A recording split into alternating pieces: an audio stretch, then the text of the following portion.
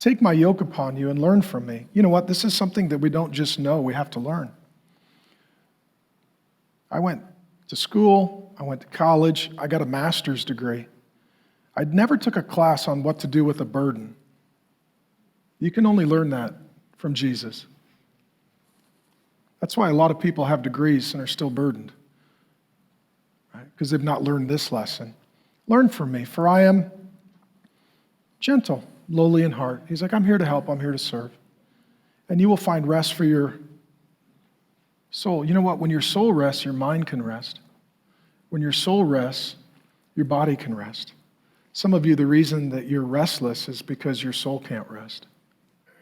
The part of you that only God has access to, psychologists can't touch it, medication can't cure it.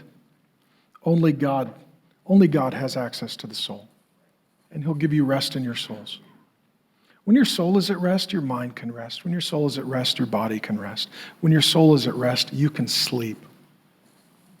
For my yoke is easy and my burden is light. The analogy here is in that day, they got their work done by oxen. And an oxen could carry a very heavy burden, but if you gave it too much weight, it would simply be incapable of going anymore. So they would yoke oxen together, and one oxen could carry its body weight. Multiple oxen yoked together could multiply the weight that they could carry. And what Jesus is not saying is, life has no burdens, but what he is saying is, some burdens are too much for you. So I'm going to come and I'm going to yoke with you, and I'm going to carry your burdens with you, and I'm going to walk with you, never leave you nor forsake you. And sometimes God does this. The Holy Spirit brings to mind Galatians. It's weird when I teach. It's just kind of a verbal process in the Spirit. But in Galatians it says to bear one another's burdens. Let me say this, that sometimes when we bear one another's burdens, it's Jesus in us bearing their burden.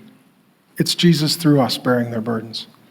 Sometimes Jesus just carries the burden with us, and sometimes he sends one of his people in whom he dwells by the Spirit to carry the burden.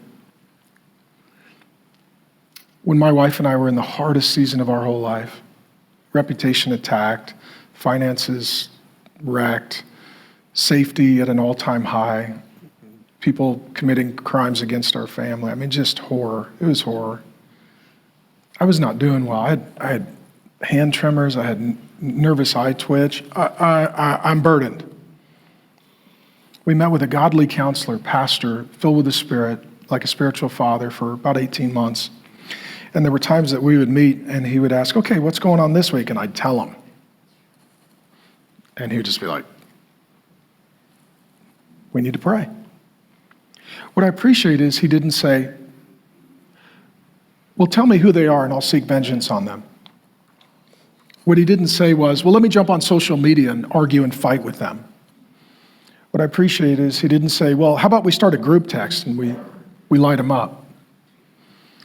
What he didn't say was, well, you just need to vent, get it all out, and let the world know what's going on. And what he didn't say was, here's how you fix it. Because you know what? Some things can't fix. Here's what he said. That is a real burden. He said, you can't carry that. We need to pray and transfer that burden to Jesus.